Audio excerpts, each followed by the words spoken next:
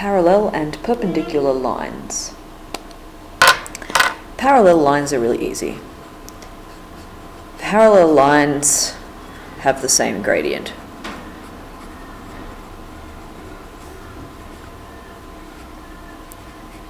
So, if two lines have the same gradient, they're parallel, they will never meet. It's nice and easy.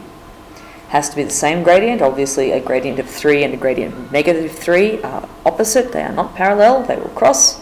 So exactly the same gradient. We're good. Perpendicular lines are a little bit difficult. No, they're not difficult. They're just different.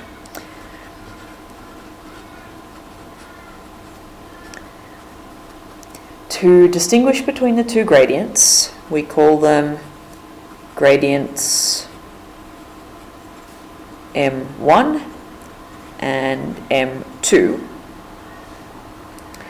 and they satisfy the rule where the product of their gradients, so M1 times M2, will equal negative 1.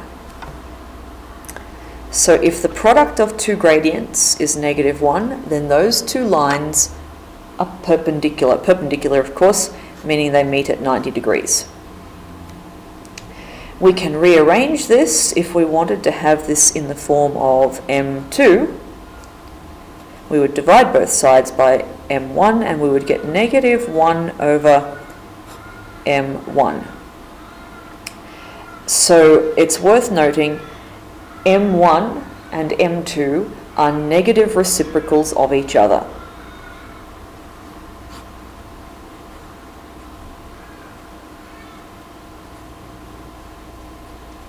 Because M2 would be M2 over 1. Flip that, you'll get 1 over M1 and make it negative. Now,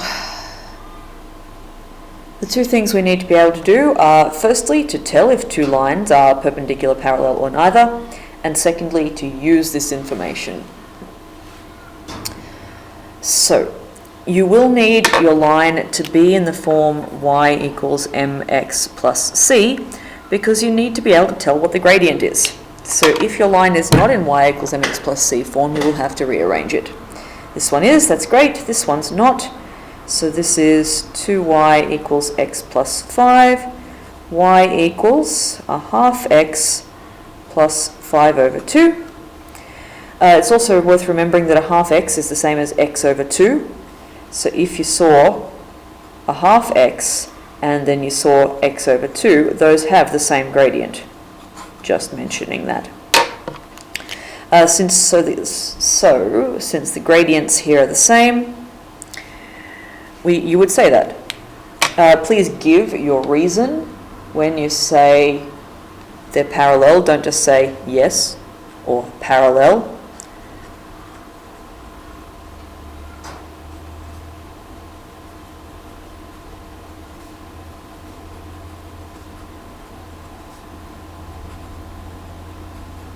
Sorry, the gradients are both 1/2, so the lines are parallel. I should have left more space. And I'm tired. These are both in the form y equals mx plus b, so that's nice. They do not have the same gradient, but they may have gradients that are reciprocal negatives. So you test the rule. M1 times M2 is negative 3 times 1 over 3. Negative 3 times 1 is negative 3, and negative 3 over 3 is negative 1. And so since M1 times M2 equals negative 1, therefore the lines are perpendicular.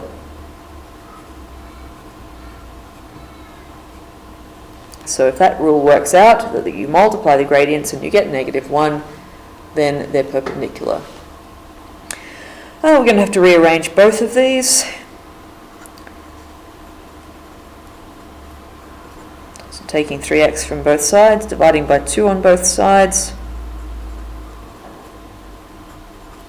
Well, this is going to be okay, because negative y equals negative x plus 2 multiplied by negative 1 all the way across. Y is x minus 2, gradient of 1 and a gradient of negative 3 over 2.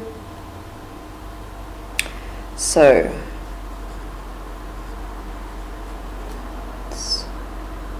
are not equal. M1 times M2 does not equal negative 1, therefore neither parallel nor perpendicular.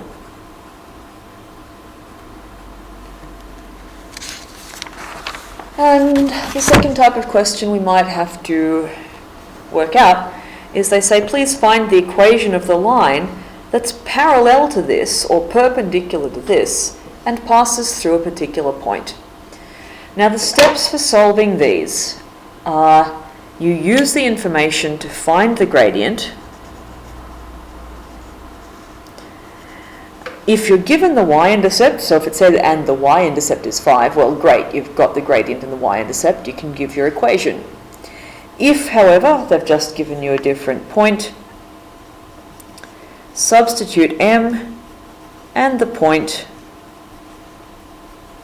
into y equals mx plus c and solve it for your y-intercept.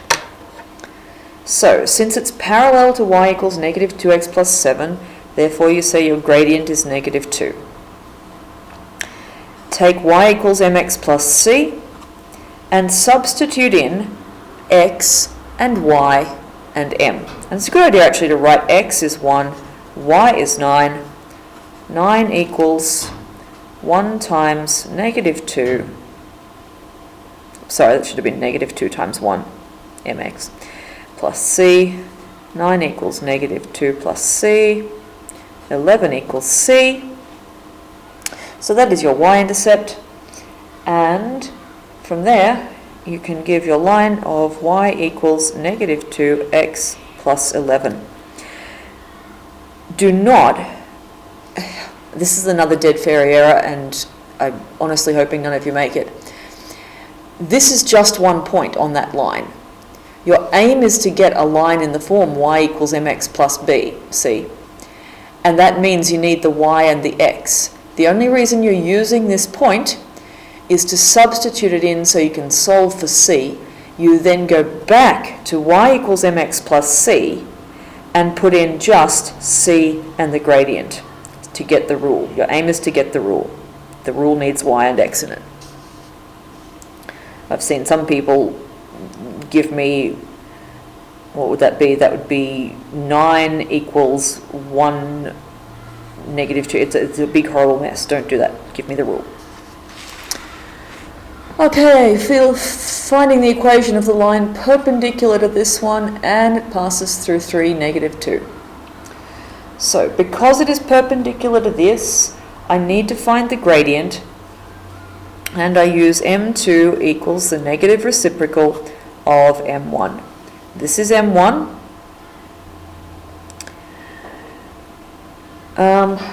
Is that the easiest way to do it?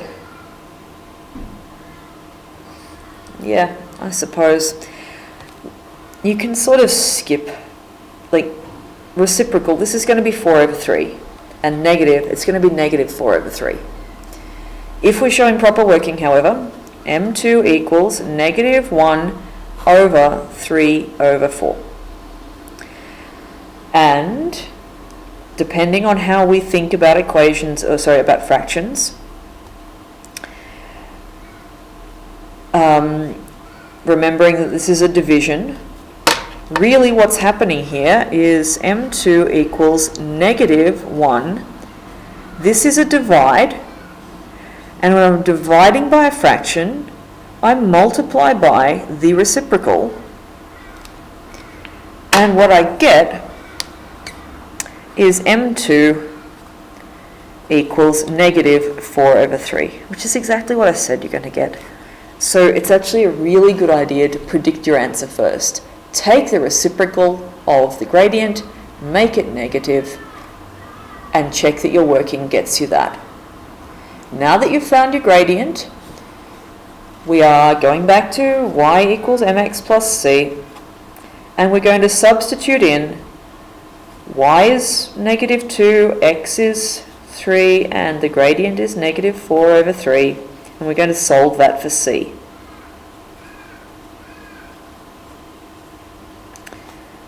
So the gradient m times x, which is 3, notice they've been pretty nice here.